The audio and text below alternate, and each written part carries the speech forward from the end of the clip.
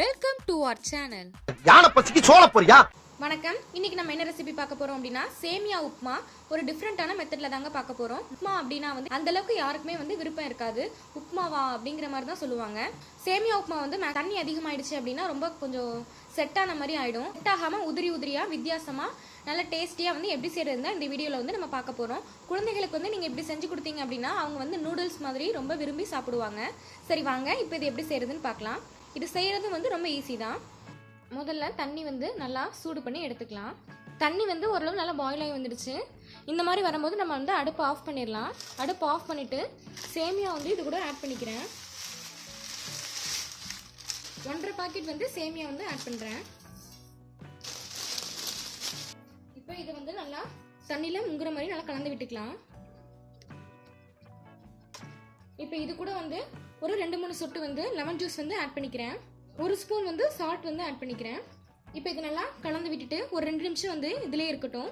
இப்படி எடுத்து பார்த்தீங்கன்னா ஓரளவு வந்து நல்லா வெந்திருக்கும். ரொம்ப வந்து குழகுழன்னு ஆக வேண்டாம். இந்த மாதிரி நல்லா வெந்ததுக்கப்புறம் இதை வந்து நம்ம வடிகட்டிடலாம். இப்போ நல்லா வடிகட்டிட்டேன். இது கூட வந்து இப்போ நான் வந்து குளிர்ந்த தண்ணி வந்து ஆட் பண்ணிக்கிறேன். தண்ணிலாம் கீழே வரட்டும். ஒரு 5 நிமிஷம் அப்படியே வச்சிடலாம். ஒரு பாத்திரத்தில் வந்து கடுகு உளுத்தம் பருப்பு போட்டுட்டேன். குட்டியை நறுக்கி வச்சிருக்கிறேன் இஞ்சியும் பூண்டையும் வந்து ஆட் பண்ணிக்கிட்டேன்.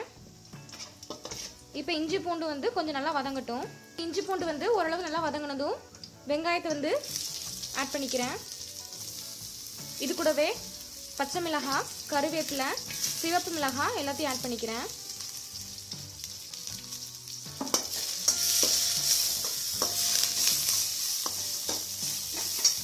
இப்போ வெங்காயம் வதங்குறதுக்கு தேவையான அளவு உப்பு வந்து ஆட் பண்ணிக்கிறேன்.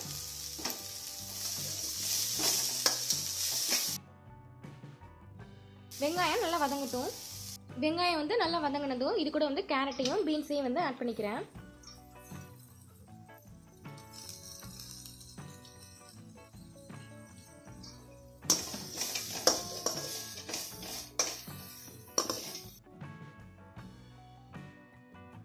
இப்போ கேரட் பீன்ஸ் வந்து கொஞ்சம் நல்லா வதங்கட்டும். கேரட் பீன்ஸ் வந்து ஓரளவு நல்லா வதங்கினதும் முட்டைக்கோஸ் வந்து ஆட் பண்ணிக்கிறேன். குடமிளகாய் வந்து இப்பயே ஆட் பண்ணிக்கிறேன்.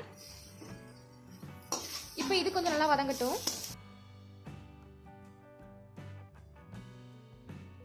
காய் வதங்கிறதுக்கு தேவையான அளவு உப்பு வந்து ஆட் பண்ணிக்கிறேன்.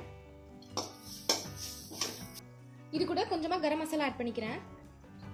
நீங்க மஞ்சத்தூள் ஆட் பண்ணி கூட பண்ணலாம். நான் இன்னைக்கு மஞ்சத்தூள் ஆட் பண்ணாம பண்றேன். அப்படி மஞ்சத்தூள் ஆட் பண்ணீங்க அப்படின்னா நீங்க மிளகாய் குறைச்சிட்டு மிளகாய் தூள் கூட ஆட் பண்ணிக்கலாம். இப்போ காய் வந்து ஓரளவு நல்லா வதங்கிடுச்சு. இது கூட நம்ம இப்போ வேக வச்சிருந்த சேமியா வந்து ஆட் பண்ணிக்கலாம். கொஞ்சம் கொஞ்சமா வந்து ஆட் பண்ணி ஃபர்ஸ்ட் வந்து கிளறி விட்டுக்கலாம்.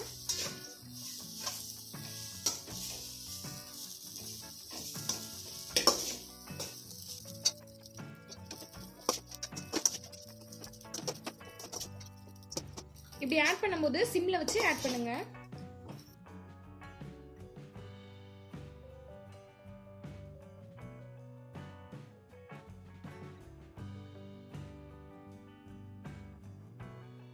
இப்போ மொத்த டிஷ்க்கும் தேவையான அளவு உப்பு வந்து ஆட் பண்ணிக்கிறேன். இப்போ இதை நல்லா மிக்ஸ் பண்ணி ஒரு 2 நிமிஷம் அப்படியே வைக்கலாம். கடைசியா வந்து கொஞ்சம் மல்லியில வந்து தூவிக்கிறேன். இது தேங்காய் துருவல் வந்து ஆட் பண்ணிக்கிறேன். இது வந்து ஆப்ஷனல் தான்.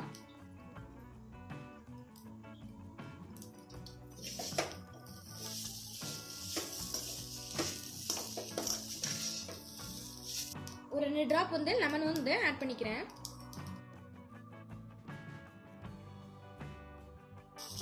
அவ்வளோதான். இப்போ இது வந்து நல்லா உதிரி உதிரியாக ரெடி ஆயிடுச்சு. இப்போ பார்த்தீங்கன்னா சேமியா வந்து நல்லா ரெடி ஆயிடுச்சு. நான் வந்து இது வந்து மஞ்சத்தூளும் மிளகாய் தூளும் ஆட் பண்ணி இது வந்து பண்ணியிருக்கேன். இது வந்து பிளைனாக பண்ணது. மஞ்சத்தூள் வந்து ஆட் பண்ணாமல் உங்களுக்கு எப்படி வேணுமோ நீங்கள் அப்படி செஞ்சுக்கலாம். நார்மலாக வந்து உப்புமா வந்து யாருக்குமே பிடிக்காது. உப்புமாவா அப்படிங்கிற மாதிரி சொல்லுவாங்க. ஆனால் இந்த மாதிரி செஞ்சு கொடுத்தீங்கன்னா இனிமேல் இப்படியே செஞ்சுத்தாங்க அப்படிங்கிற மாதிரி தான் சொல்லுவாங்க. நிறைய காய்கறி வந்து நம்ம ஆட் பண்ணியிருக்கனால உடம்புக்கு ரொம்ப சத்தானதும் கூட. குழந்தைங்களுக்கும் நீங்கள் வந்து கொடுக்கலாம். குழந்தைங்களுக்கு கொடுக்கும்போது இந்த மாதிரி மிளகாய் வந்து எடுத்துட்டு நீங்கள் கொடுத்தீங்க அப்படின்னா அவங்க சாப்பிட்றதுக்கு ரொம்ப ஈஸியாகவே இருக்கும். இல்லை மிளகாய் வேண்டாம் அப்படின்னா நீங்கள் மிளகாய் தூள் கூட ஆட் பண்ணிக்கலாம் மிளகாய்க்கு பதிலாக. இதை நீங்களும் வீட்டில் ட்ரை பண்ணி பாருங்க. நன்றி. உங்களுக்கு இந்த வீடியோ பிடிச்சிருந்தா லைக் பண்ணுங்க, சப்ஸ்கிரைப் பண்ணுங்க, ஷேர் பண்ணுங்க. கீழே இருக்கிற பெல் ஐக்கானை மறக்காம கிளிக் பண்ணி நம்ம சேனல்ல வர வீடியோஸை உடனுக்குடன் பாருங்க.